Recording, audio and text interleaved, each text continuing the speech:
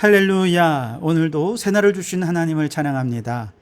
오늘도 말씀으로 시작하는 이 하루, 말씀 충만, 은혜 충만, 성령 충만한 복된 하루가 되시기를 주님의 이름으로 축복합니다. 자, 오늘 우리에게 주신 하나님 말씀은 예레미야 46장입니다. 1절로 6절까지 봉독해 드립니다.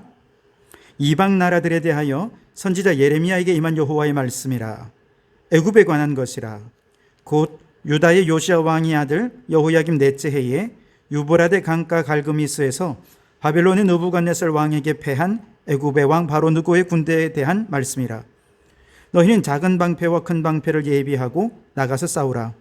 너희 기병이여 말에 안장을 지워 타며 투구를 쓰고 나서며 창을 갈며 갑옷을 입으라. 여호와의 말씀이니라. 내가 본즉 그들이 놀라 물러가며 그들의 용사는 패하여 황급히 도망하며 뒤를 돌아보지 아니하면 어찌미냐. 두려움이 그들의 사방에 있음이로다. 발이 빠른 자도 도망하지 못하며 용사도 피하지 못하고 그들이 다 북쪽에서 유브라데 강가에 넘어지며 엎드러지는도다. 아멘. 오늘도 이 말씀을 통해 우리에게 주시는 하나님의 음성을 듣게 되기를 바랍니다. 지난 시간까지 함께 살펴보았던 예레미야 45장까지는 유다의 심판에 관한 하나님의 메시지였습니다. 그런데 오늘 46장부터 51장까지의 내용은 유다와 관계를 맺고 있던 주변 열강들에 관한 하나님의 심판의 메시지가 선포되고 있습니다. 모두 총 10개 나라가 언급되고 있는데요. 가장 먼저 언급된 나라가 애굽입니다. 많은 나라 가운데 애굽을 제일 먼저 언급하는 이유는 아마도 애굽이 유다 백성들의 불신앙을 이끌어가는 결정적인 역할을 했기 때문이 아닌가 그렇게 생각합니다. 무슨 뜻이냐 하면 하나님께서는 유다의 범죄가 극에 달해서 더 이상 돌이킬 수 없는 상황이 되자 말씀드린 대로 예레미야 선지자를 통해서 그들을 징계할 것이고 또 심판하실 것이고 이런 얘기를 합니다. 그러면서 바벨론에 투항하고 이제 징벌의 멍에를 메어라 라고 명령을 하셨죠. 그러나 유다는 하나님의 권면을 업신여겼습니다. 그리고 주변의 강대국들 중에 누가 그들을 구원해 줄 수 있고 보호해 줄 수 있겠는가 강대국을 의지하기 시작합니다. 그 중에서도 신흥 강대국인 바벨론과 겨루어도 굴하지 않을 것처럼 보였던 전통적인 강대국인 애굽을 하나님보다 더 의지했던 것이죠. 이후에 유다는 바벨론의 나라가 망한 이후에도 애굽을 맹목적으로 신뢰했습니다. 바벨론이 세운 총독인 그다랴가 왕족인 이스마엘에 의해서 암살당한 뒤에 유다의 잔류 거류민들은 바벨론의 보복 공격을 두려워했습니다. 그래서 그들은 애굽으로 가기로 결심을 하죠. 그러나 하나님께서는 예레미야 선지자를 통해서 내가 바벨론으로부터 너희를 보호해 주겠다, 안전을 보장해 주시면서 유다 땅에 남아 있을 것을 권했지만 이들은 그 하나님보다 애굽을 더 의존했습니다. 결국 그들이 애굽으로 가는 것을 막을 수가 없었던 것이죠. 애굽은 이 유다 백성들이 하나님의 명령을 거부하고서라도 의존할 정도로 그들을 불신앙의 길을 걷게 하는데 아주 결정적인 역할을 했던 나라였기에 10나라 가운데 가장 먼저 애굽을 언급하고 있는 것입니다. 자, 그렇다면 유대인들이 하나님보다 더 의지했던 애굽이란 나라, 정말 대단한 나라였을까요? 오늘 말씀은 그렇지 않다는 거예요. 특별히 애굽이 바벨론과 대혈투를 벌였던 갈그미스 전투에 대해서 오늘 언급을 하면서 이 사건으로 인해 결국 그 나라 쇠퇴하게 될 것을 예언하십니다. 자, 2절을 보시면 애굽에 관한 것이라. 곧 유다의 요시야 왕의 아들 여호야김 넷째 해에 유브라데 강가 갈그미스에서 바벨론 왕 느부갓네살에게 패한 애굽 왕 바로 느고의 군대에 대한 말씀이라 그랬습니다. 어제도 말씀드렸듯이 여호야김 왕 넷째 해는 BC 605년이죠. 바로 이 605년에 갈그미스 전투가 있었습니다. 이 전투는 오랫동안 고대 군동 지역의 패자로 군림했던 애굽이 이제 떠오르는 별인 바벨론과 갈그미스 지역에서 벌인 대혈전을 의미하는 건데요.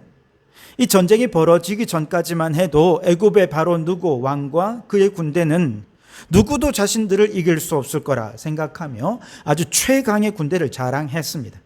그런데 갈그미스 전투에서 바빌론의 느부갓네살 왕에게 이 최강의 군대가 그만 패하고 말죠. 그러면서 그렇게 강하던 애굽은 갑작스럽게 쇠퇴일로에 접어들게 되고 결국 고대 군동 지역의 패권은 신흥 강대국인 바벨론에게 넘어가 버리고 마는 것이죠.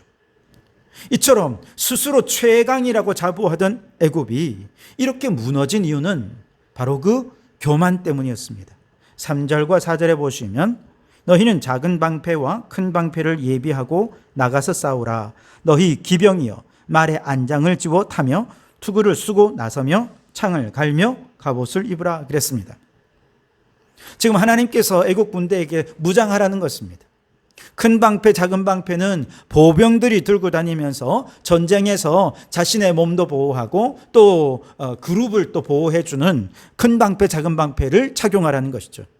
그리고 또 기병들을 향해서는 안장을 집어라, 창을 들고 갑옷을 입어라, 전쟁 준비를 명령하십니다. 즉 보병이라든지 애굽의 기병은요, 당시 애굽 군대가 자랑하던 최고의 군대였습니다. 그들은 최신의 무기로 무장을 했습니다. 그리고 자부심은 하늘을 찌를 듯 했습니다. 그들은 최신 무기와 막강한 군사들만 있다면 무찌를 수 없는 적은 없다라고 생각했습니다. 7절과 8절 말씀에 보면 이제 이렇게 출정하는 애굽의 군대를 나일강에 범람하는 것으로 묘사합니다. 강의 물이 출렁임 같고 나일강이 불어남 같은 자가 누구냐? 애굽은 나일강이 불어남 같고 강물이 출렁임 같도다. 그가 이르되 내가 일어나 땅을 덮어 성읍들과 그 주민들을 멸할 것이라 그랬습니다.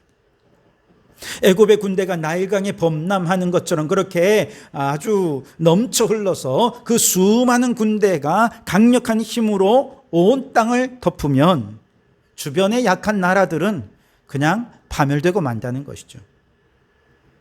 그래서 애굽의 군대는 세계 제패라고 하는 야망을 품고 있었던 것이죠. 그들의 꿈을 완벽히 실현하기 위해 그들만 싸우지 않았습니다.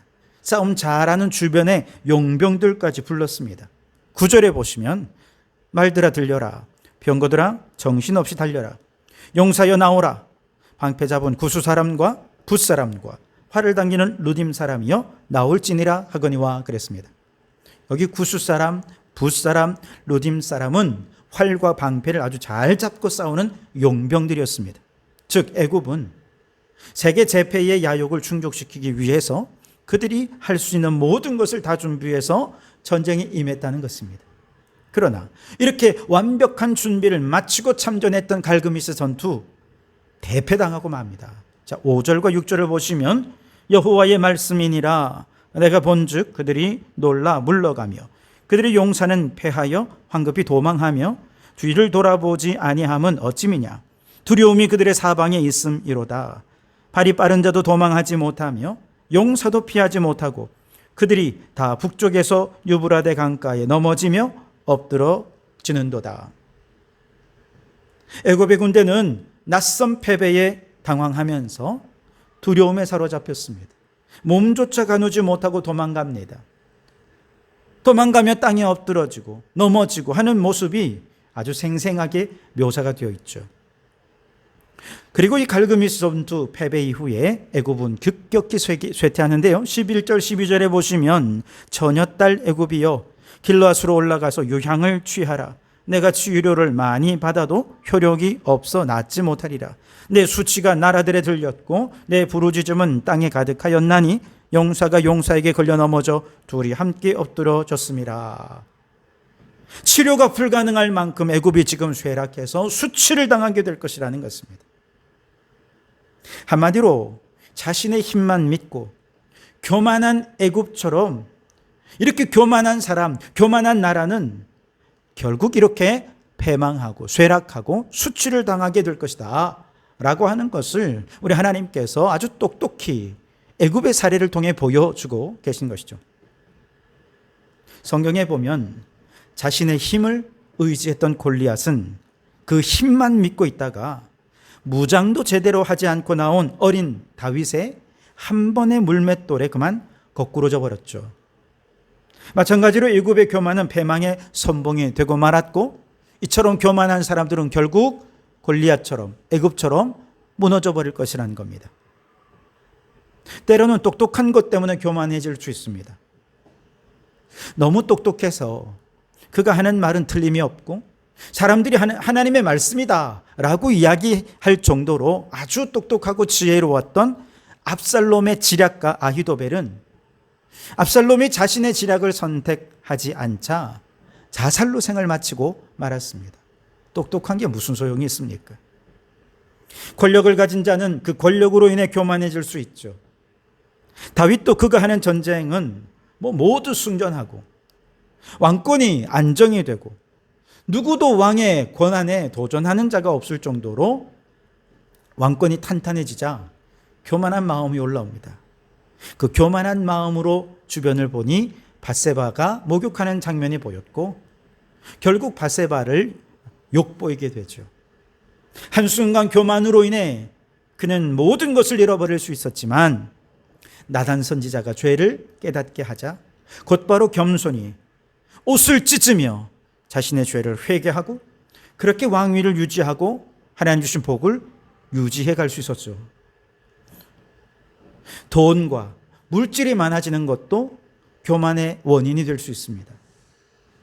누가복음 12장에 보면 예수님의 비유에 나오는 한 부자를 생각해 보십시오. 그가 열심히 농사를 지었습니다.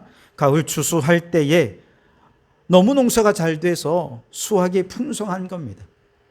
기존의 창고만으로는 도저히 그걸 다 채울 수가 없어요. 그래서 창고를 더 크게 더 많이 짓습니다. 창고마다 곡식으로 가득가득 채워놓으니 안 먹어도 배불러요. 너무 좋아요. 너무 행복합니다.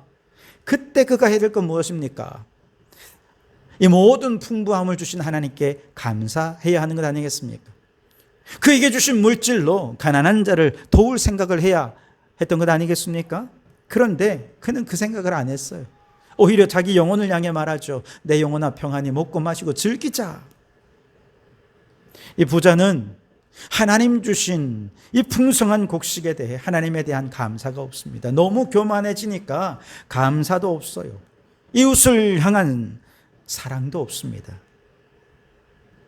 결국 하나님 사랑과 이웃 사랑의 주의 말씀을 잊어버린 그에게 우리 하나님 말씀하시죠. 어리석은 자여 오늘 내가 내 영혼을 도로 취할 터이니 그렇게 되면 이 많은 재산 누구의 것이 되겠느냐 라고 말이죠. 부자가 아무리 많은 걸 소유해도 하나님께서 모든 것 가져가시면 그냥 빈털터리가 되는 것 아니겠습니까? 하나님에 대해 부유하지 못한 자 교만해지게 되고 결국 그 교만은 패망의 지름길이 되고 만 것이죠. 하나님의 천사장이었던 루시퍼는 하나님처럼 되어 뭇별 위에 높아지려는 교만 때문에 전상의 세계에서 쫓겨나 마귀가 되었죠.